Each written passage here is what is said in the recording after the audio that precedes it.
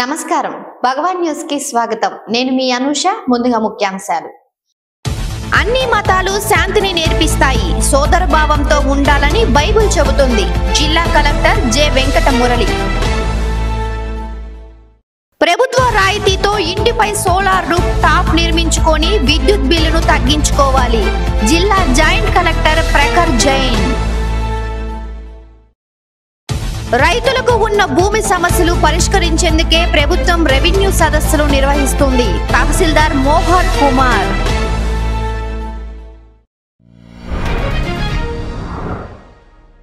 విభిన్న ప్రతిభావంతుల సమస్యలపై వచ్చిన అర్జీలను సానుకూలంగా పరిష్కరించాలని జిల్లా కలెక్టర్ జె వెంకట మురళి అధికారులను ఆదేశించారు.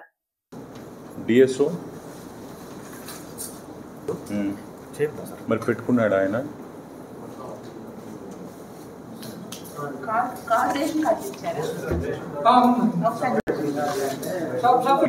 రెండు కళ్ళు కనపడవు 100% డిఫార్మిటీ ఉంది. సదరంలో సర్టిఫికేట్ ఇచ్చారా?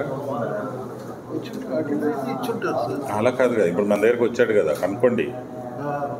పోనీలే, మామూలు పెన్షన్ వస్తుంది. సదరం లేదు. అండ్ డిసిహెచ్ఎస్ మీరు సర్టిఫికేట్ సదరంలో ఇచ్చేయండి. పద్మావతి పెన్షన్ మూవ్ చేయండి. డిఎస్ఓ ఆయన కార్డు విడగొట్టేది చేయండి. అంటే ఈరోజు వచ్చాడు, మనం అందరం మాట్లాడాం, వెళ్ళిపోయిందని కోఆర్డినేషన్ చేసే బాధ్యత మీది. వచ్చిన మీ పార్ట్ పెన్షన్కి పెట్టుకోవడం, మీ పార్ట్ క్లాస్ దాన్ని స్ప్లిట్ చేసుకోవడం, మీరేమో సదరంలో పెట్టుకోవడం. నేను నలుగురికి రాశాను. మన గా పెన్షన్ పెట్టించేస్తాం. బహుశా జనవరి నెలాఖరుకు లేదా ఫిబ్రవరి నుంచి మీకు వస్తుంది. Right, okay, right right, very good.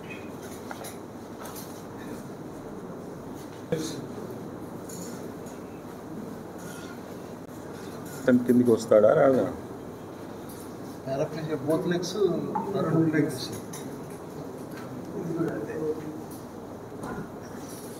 ఇంకేముంది? 20లో ఏం తిరుగుతాడు? 80లో వస్తాడా? 100లో వస్తాడా? ఆయనకి ఇంకా ఇతరుల హెల్ప్ అవసరం అవుతుంది. సో ఎలా చేద్దాం? Sadarem certificate first sir, next board దిగి పంపిస్తే 2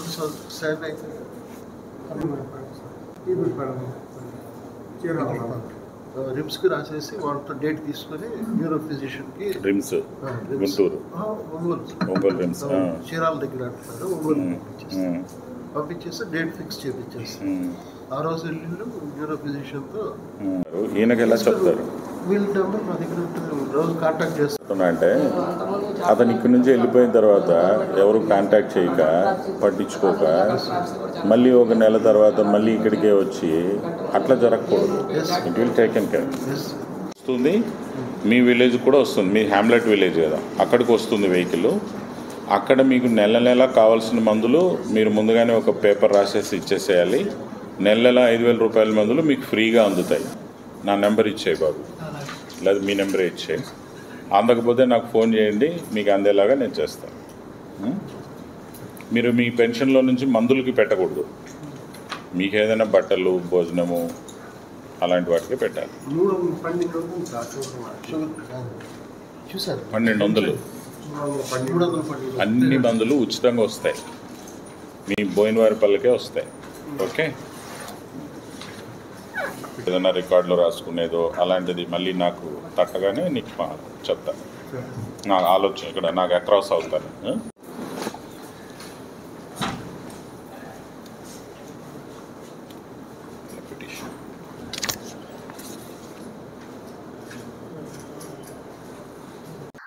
అన్ని మతాలు శాంతిని నేర్పిస్తాయని జిల్లా కలెక్టర్ జె వెంకట మురళి అన్నారు.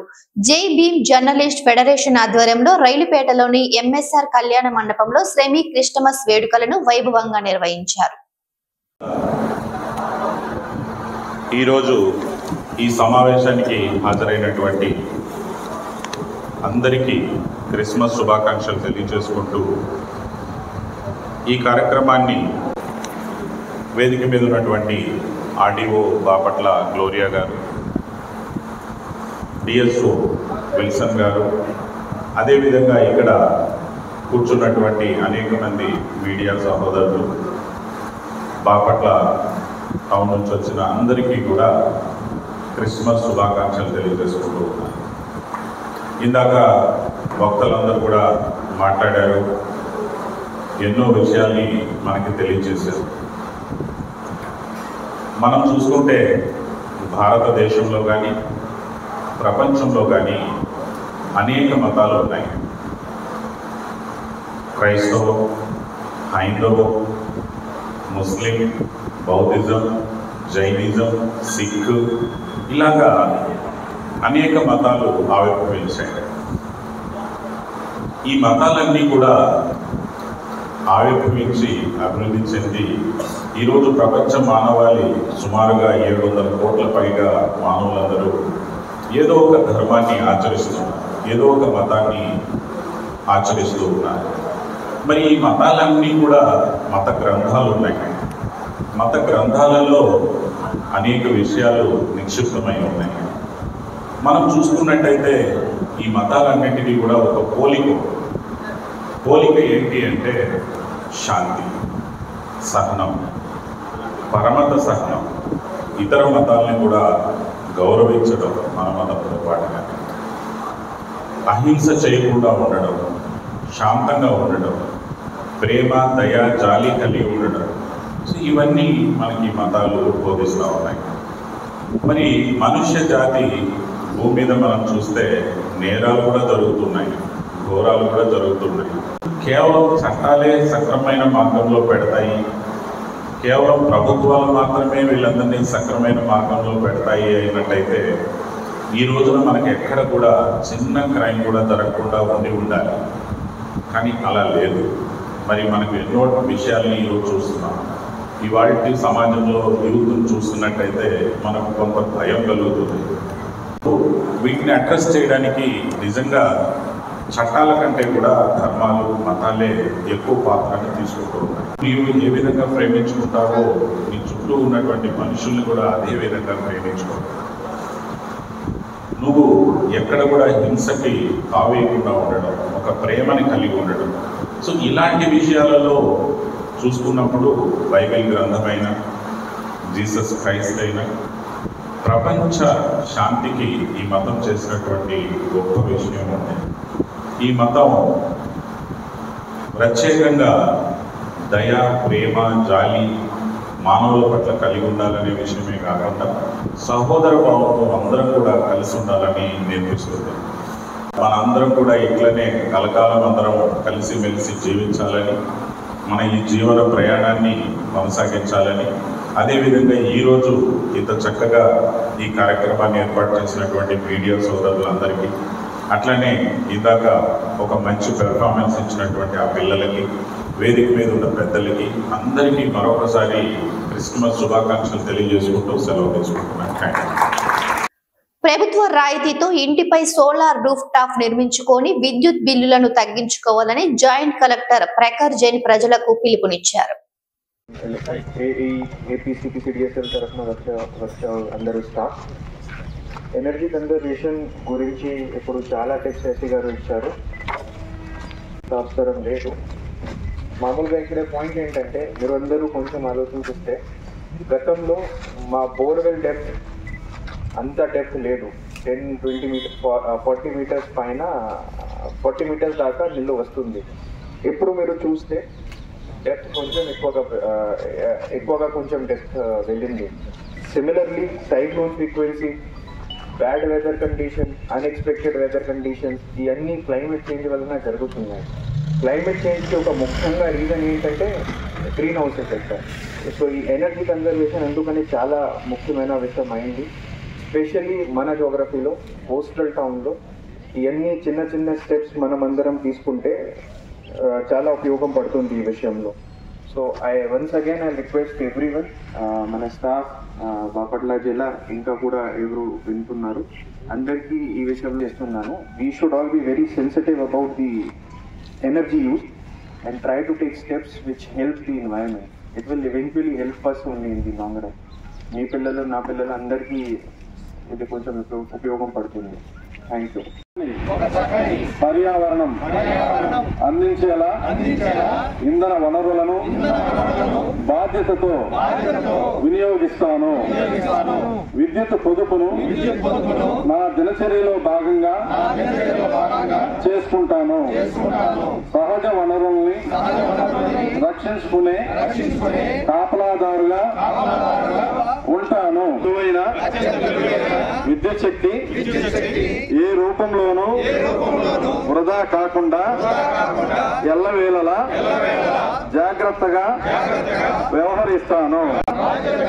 భారతదేశ పౌరునిగా విద్యుత్ వృధాను అరికట్టి విద్యుత్ శక్తిని సరైన రీతిలో వినియోగించడం వల్ల కలిగే లాభాలు వివరించి విద్యుత్ పొదుపు సందేశం అందరికీ చేరేలా పాటుపడతానని ఆత్మసాక్షిగా ప్రతిజ్ఞ చేస్తున్నాను. గుంటూరులోని నాగార్జున యూనివర్సిటీలో ఈ నెల 10వ తేదీన జరిగిన ఈత ఎంపిక పోటీలలో బాపట్ల ఇంజనీరింగ్ కళాశాలలో సిఎస్ఈ ద్వితీయ సంవత్సరం చదువుతున్న ఉప్పాల జ్ఞాన వివేక్ గౌడ్ ఎంపికైనట్లు కళాశాల ప్రిన్సిపల్ షేక్ నజీర్ తెలిపారు. బావుడ Bapatla urban development chairman Salagala Rajasekhar బాబును ఈస్ట్ గుంటూరుకు చెందిన ఫాస్టర్లు మర్యాదపూర్వకంగా కలిసి శాలువాతో సత్కరించి అభినందించారు.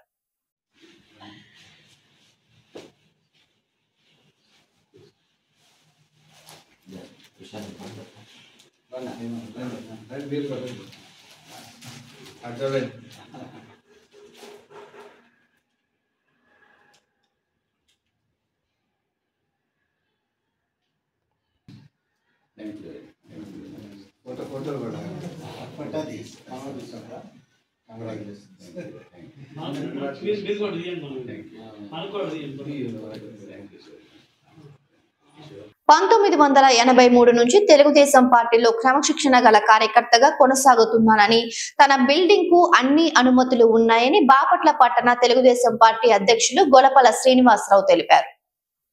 నా పేరు గొలపల శ్రీనివాసరావు. నేను Bapatla town party Telugu party అధ్యక్షుడిని. గత 83 నుంచి పార్టీలో క్రమశిక్షణగా ఇప్పుడు వరకు కూడా 44 పార్టీలు ఎంత క్రమశిక్షణ ఉన్నామో పార్టీ కార్యకర్తలకి బాపట్ల ప్రజానికి తెలుసు. ఏదో నిన్నగాక మొన్న వచ్చి జేబీఎం పార్టీ అధ్యక్షుడిగా ఉండి పెర్రేకోట గారు గతంలో నా బిల్డింగ్ గురించి ఎన్ని స్టేటర్లు ఉన్నాయో ప్లాన్ ఉందో లేదో అది మున్సిపాలిటీ వారికి తెలుసు, మాకు తెలుసు. గతంలో గత ప్రభుత్వం వారు ఆ బిల్డింగ్ మీద ఎన్నో ప్రయత్నాలు చేసి పగలగొట్టి చేశారు. దాని మీద కోర్టుకు వెళ్ళి 5 స్టేటర్లు 2 కంటెంప్ట్ కేసులు ఉన్నాయి. అవన్నీ తెలియకుండా నేను అనాథరైజ్డ్గా నేను బిల్డింగ్ కట్టానని ఏదోదో ఆరోపణలు చేస్తూ ఆ బిల్డింగ్ అనాథరైజ్డ్, నేను ఇసుక క్వారీలు చేస్తున్నానని, ఇసుక క్వారీలు నాకుంటే ఆ క్వారీలు ఏదైనా ఉందా నీకు, నేను ఇవాళ వచ్చి తీవ్రా స్వేచ్ఛగా ఆ క్వారీకి హ్యాండ్ ఓవర్ చేస్తాను. క్వారీలు చేసేవాళ్ళు వేరు, క్వారీలు ఉన్నవాళ్ళు వేరు. క్వారీలు లేని వాడిని పెట్టుకొని క్వారీలు ఉన్నాయి, ఇసుక క్వారీలు ఉన్నాయి, ఇసుక క్వారీలు దందా చేస్తున్నావని ఎవరెవరినో పెట్టుకొని నేను దందాలు చేస్తున్నానని నువ్వు ఆరోపణలు చేయటం నీకు పద్ధతి కాదు అది. ఎందుకంటే నువ్వు నిద్రలేసిన కాడి నుంచి నీ జీవనస్థానం నువ్వేం చేస్తున్నావు, నువ్వేం చేస్తావు సరళేంటి. పేటలో ఇల్లు కట్టుకుంటుంటే 4 లక్షలు కావాలని డిమాండ్ చేసావు. వాళ్ళందరూ వచ్చి అడిగింది కాదు, కరెక్ట్ అది కరెక్ట్ కదా. ఎక్కడన్నా మామే నిరూపణ చేయించగలుగుతావు నువ్వు నిద్రలేసిన కాడి నుంచి. నీ వ్యాపారమే ఎక్కడెక్కడ ఎంప్లాయీస్ ఉన్నారు, ఎవరెవరు ఉన్నారు, దళితుల మీద వాడేం పడి వ్యాపారాలు చేస్తావు. దళితులు మేము బలహీన వర్గాలు ఎవరు అన్నదమ్ములా కలిసి మధ్య ఉంటాం. అట్లాంటివి బాపట్ల వచ్చి నీకు నగరం నుంచి అక్కడికి వచ్చి బాపట్ల ప్రజానీకం అంటే ఏంటో, బాపట్ల ప్రజలేంటో నీకు తెలియదు. తెలియకుండా అన్నదమ్ముళ్ళ కలిసిమెలిసి ఉండేవాళ్ళని నువ్వు విభేజించడానికి, విడదీయడానికి నువ్వు చేసే ప్రయత్నాలు తప్పితే నువ్వు చేసేది కూడా పద్ధతిగా లేదు. ఇది కోటయ్య గారు, నువ్వు చేసేది ప్రయత్నాలు ఏమైనా ఉంటే ఎంప్లాయీస్ మీద దుర్మార్గాలు చేస్తున్నావు. నిన్నగాక మొన్న చేసిన నీ పరిస్థితులు అందరూ తెలుసు. నువ్వు రోజువారీ నిద్ర లేవడము, స్పందనలో ఆర్టీఐల మీద కాగితాలు పెడతాము, ఎంప్లాయీస్ దగ్గర డబ్బులు దండుకోవడము, ఎవరన్నా ఉంటే వాళ్ళ దగ్గర డబ్బులు దండుకునే పని తప్పితే నువ్వు చేసే చర్యలు ఏంటి? నువ్వు నగరం నుంచి నగరంలో నీకు మీద రౌడీ చీట్ ఉంది. నువ్వు నగరంలో చేసే దౌర్మార్గాలు ఎన్ని ఉన్నాయో అందరూ ఆనగడికి వచ్చావు. వచ్చిన కాడి నుంచి ఎవరెవరు ఉన్నారు పచ్చగా ఉన్నారో వాళ్ళ మీద పడితే తప్పితే ఇంకా నువ్వు చేసేది ఏమైనా ఉందా? నీకేదైనా ఆధారాలు కావాలంటే నా బిల్డింగ్ గురించి మున్సిపాలిటీ వారు ఉన్నారు, దానికి హైకోర్టులో ఉంది, ఏదైనా ఉంటే మున్సిపాలిటీ వారు చూసుకుంటారు తప్పితే నువ్వు దీని మీద నీకేం తెలుసని వాడు మాట్లాడుతున్నావు. అనాథరైజ్ కన్స్ట్రక్షన్ అని గత ప్రభుత్వం వారు అన్ని ప్రయత్నాలు చేశారు, అన్ని చూసి దాని మీద ఉన్న ప్లాన్లు అన్నీ ఉన్నాయి. దానికి నాకు ఎల్ఆర్ స్కీమ్ కింద కూడా బీపీఎస్ కింద కూడా నాకు అప్పుడు పర్మిషన్ అప్లికేషన్ టైం ఉంటే దాన్ని పెట్టుకున్నాం.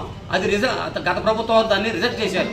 అది నువ్వు తెలుసుకోకుండా నేనేదో అనాథరైజ్ కడుతున్నాను, అనాథరైజ్ చేస్తున్నాను, ఇసుక క్వారీలు చేస్తున్నాను, దందాలు చేస్తున్నానని దళితుల మీద నేనేదో ఇచ్చుకుపడుతున్నాను అన్నావు. దళితులు అంటే ఎవరు, బలహీన వర్గాలు ఎవరు? దళితులు బలహీన అందరూ కలిసి అన్నదమ్ములు లేక ఇప్పుడు కూడా వరుస ఓట్లు పిలుచుకుంటాము. అట్లాంటి వాటిని నువ్వు నగరం బాపడ ప్రజలేంటో నీకు తెలీదు. నువ్వు నగరం నుంచి వచ్చి జనాలందరినీ విభజించి, కులాలని మతాలను విభజించి నువ్వేదో దళితులమే అన్నారని చెప్పి అనవసరమైన ప్రోద్బలం పలుకుతూ నువ్వు తప్పు చేస్తున్నావు. కాబట్టి ఎక్కడైనా నీ పద్ధతి మార్చుకొని నువ్వు చేసే వృత్తే ప్రజల మీద పడి దోచుకునే వృత్తి. అంత తప్పితే నువ్వు చేసేది ఉందా? నువ్వు చేసే వ్యాపారం ఏంటి? నేను 40 ఏళ్ళ నుంచి పార్టీలో క్రమశిక్షణగా ఇప్పుడు వరకు కూడా క్రమంలో ఉన్నాం. ఎవరెవరికి ఏం పదవులు ఇవ్వాలో ఏంటనేది మా పైన వాళ్ళు హైకమాండ్ చూసుకుంటారు తప్పితే నువ్వు నిర్ణయిస్తే మేము నిర్ణయించుకునే పరిస్థితులు లేము.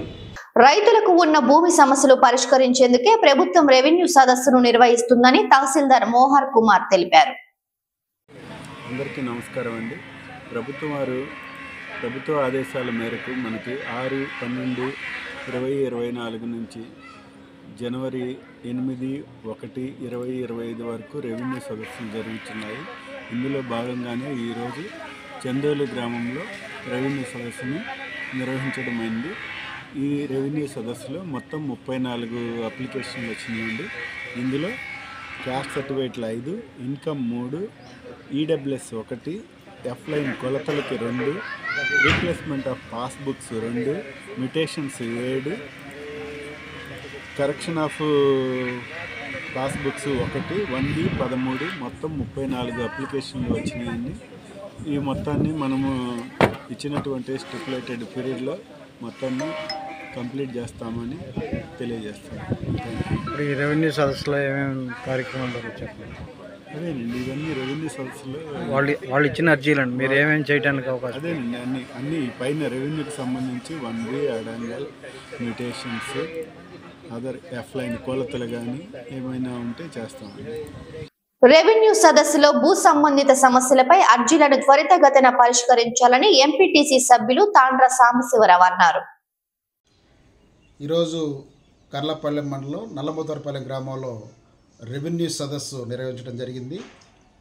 మరి ఆంధ్రప్రదేశ్ ప్రభుత్వం ప్రతిష్టాత్మకంగా రాష్ట్ర వ్యాప్తంగా ఉన్నటువంటి సమస్యల్ని, భూ సంబంధిత సమస్యల్ని పరిష్కరించుకోవటం కోసం ప్రతి గ్రామంలో కూడా రెవెన్యూ సదస్సులు ఏర్పాటు చేయటం అందరికీ తెలిసిన విషయమే. అందులో భాగంగా మరి ఈరోజు మా నల్లమోతరపల్లెం గ్రామంలో కూడా రెవెన్యూ సదస్సు ఏర్పాటు చేసుకోవటం, మరి ఆ సదస్సుకి కర్లపాలెం మండలం తహసీల్దార్ గారు అయినటువంటి సుందరమ్మ గారు, అదేవిధంగా ఎండిఓ శ్రీనివాసరావు గారు, వారి బృందం మొత్తం కూడా రెవెన్యూ శాఖకు సంబంధించిన బృందం మొత్తం రావటం, మరి ప్రజల నుంచి కూడా మిశ్రమ స్పందన రావటం కొంత శుభసూచకం. మరి గ్రామ స్థాయిలో రెవెన్యూ సంబంధిత సమస్యలు పరిష్కరించుకోవటం కోసం పెద్ద పెద్ద అధికారులు కూడా, మండల మెజిస్ట్రేట్ స్థాయి, తహసీల్దార్ స్థాయి అధికారులు మరి మన గ్రామానికి, మన ముంగిటికి రావటం చాలా సంతోషదాయకం. మరి కొన్ని సమస్యల మీద పరిష్కారాలు మరి సూచించడం కూడా జరిగింది. కొన్ని గ్రామస్తులు వినతి పత్రాలు కూడా ఇచ్చారు. ఏదైతే సమస్యల మీద వినతి పత్రాలు ఇచ్చారో వాటిని కూడా త్వరితగతిన మరి పరిష్కరించాలని చెప్పి నేను అయితే రెవెన్యూ అధికారులని కోరటం జరిగింది. మా నల్లమోతరపల్లెం గ్రామానికి విచ్చేసి మా గ్రామస్తుల యొక్క సమస్యల్ని తీర్చే విధంగా రెవెన్యూ సదస్సుకు వచ్చినటువంటి తహసీల్దార్ సుందరమ్మ గారికి, ఎండిఓ శ్రీనివాసరావు గారికి, వారి బృందం మొత్తానికి కూడా మా గ్రామస్తుల తరపున ధన్యవాదాలు తెలియజేస్తూ, ప్రతి గ్రామంలో కూడా ఈ యొక్క రెవెన్యూ సదస్సుల్ని ప్రజలందరూ కూడా సద్వినియోగం చేసుకోవాలని చెప్పి, తద్వారా గ్రామంలో భూ సంబంధిత సమస్యలకి చెక్ పెట్టే విధంగా మరి ప్రతి ఒక్కరూ సహకరించి, అధికారులు ప్రజలకు కానీ, ప్రజలు అధికారులు కూడా సహకరించుకొని ఈ యొక్క సమస్యల్ని తీర్చుకోవాలని చెప్పి తెలియజేస్తూ, మరొకసారి చక్కటి పరిష్కారాలు చూపుతున్నటువంటి అధికారులకి ధన్యవాదాలు తెలియజేస్తున్నాను. ధనుర్మాసంను పురస్కరించుకొని ఆ నందీశ్వర స్వామికి సామూహిక హారతులు ఇచ్చామని జిల్లా దేవాదాయ ప్రముఖ పొన్నపల్లి సత్యనారాయణ అన్నారు. అందరికీ నమస్కారం. అందరికీ కూడా ధనుర్మాస శుభాకాంక్షలు. ఎందుకంటే మనం ఇప్పుడు హిందువులందరం కూడా ధనుర్మాసం నెల రోజుల పండుగలో ఉన్నాం. ఈ పండుగ సందర్భంగా ఈ ధనుర్మాస సందర్భంగా చిరుపల్లి మండలం గుళ్ళపల్లి ఆనందేశ్వర స్వామి దేవాలయంలో భక్తులందరూ కూడా స్వామివారికి సామూహిక హారతులు ఇచ్చారు. ఈ నెల రోజులు కూడా అందరూ దీక్షతో ఇంటి ముందు ముగ్గులు వేసి గొబ్బిమ్మలు పెట్టుకొని అదేవిధంగా విష్ణు సహస్రనామ పారాయణం, గోదాదేవి యొక్క పాసురాలు ఇవన్నీ కూడా చేసుకుంటూ ఈ కార్యక్రమాలని దేవాలయాల్లో నిర్వహించుకోవాలి. అదేవిధంగా ఉదయం నగర సంకీర్తనలు కూడా నిర్వహించుకోవాలి. అదే ఐలవరంలో ప్రతిరోజు కూడా నగర సంకీర్తన కార్యక్రమం భక్తులు ఎంతో ఘనంగా నిర్వహిస్తున్నారు తెల్లవారుజామునే. అట్లా అందరూ కూడా నిర్వహించుకొని ఈ యొక్క నెల రోజుల పండుగైన ధనుర్మాసాన్ని ఘనంగా నిర్వహించుకోవాలి. ఈరోజు సామూహిక హారత కార్యక్రమం చాలా చక్కగా గొళ్ళపల్లి ఆనందేశ్వర స్వామి దేవస్థానంలో జరిగింది. ఈ కార్యక్రమంలో పొన్నపల్లి సత్యనారాయణ గారు, పడమట వెంకటేశ్వరరావు గారు భక్తులందరూ కూడా పాల్గొని జయప్రదం చేశారు. నమో వెంకటేశ, నమో వెంకటేశ. ప్రతి ఒక్కరూ క్రీస్తు మార్గంలో పయనించాలని మోదుగుల శ్రీరామ్ రెడ్డి డిగ్రీ కళాశాల వ్యవస్థాపకులు మోదుగుల బసవ పున్నారెడ్డి అన్నారు.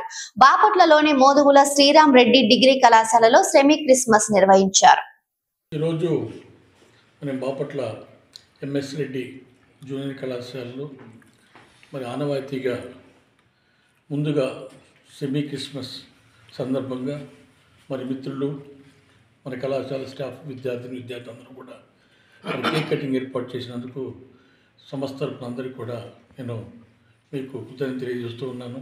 మరి అందరూ కూడా ఈ క్రిస్మస్ సందర్భంగా మరి అందరి జీవితాల్లో మంచి వెలుగు నింపాలని, మరి ఆ యెహోవా చెప్పినట్టుగా అందరూ కూడా సన్మార్గంలో మంచి హృదయాలతో మంచి 10 మందికి సహాయం చేసే విధంగా మనందరం కూడా ఒక పాజిటివ్ వేలో ఉండాలని చెప్పి కోరుకుంటూ మీ అందరూ కూడా ఆ యొక్క శుభాశీస్సులు మీ అందరికీ కలగాలని కోరుకుంటూ సెలవు. భగవాన్ న్యూస్ ముగించే ముందు ముఖ్యాంశాలు మరొకసారి. అన్ని మతాలు శాంతిని నేర్పిస్తాయి, సోదర భావంతో ఉండాలని బైబిల్ చెబుతుంది. జిల్లా కలెక్టర్ జె వెంకట మురళి. ప్రభుత్వ రాయితీతో ఇంటిపై సోలార్ రూఫ్ టాప్ నిర్మించుకొని విద్యుత్ బిల్లును తగ్గించుకోవాలి. జిల్లా జాయింట్ కలెక్టర్ ప్రఖర్ జైన్. రైతులకు ఉన్న భూమి సమస్యలు పరిష్కరించేందుకే ప్రభుత్వం రెవెన్యూ సదస్సులు నిర్వహిస్తుంది. తహసీల్దార్ మోహన్ కుమార్. ఈ వార్తలు ఇంతటితో సమాప్తం. తిరిగి మరో బులెటిన్లో మళ్ళీ కలుసుకుందాం. అంతవరకు సెలవు. నమస్కారం.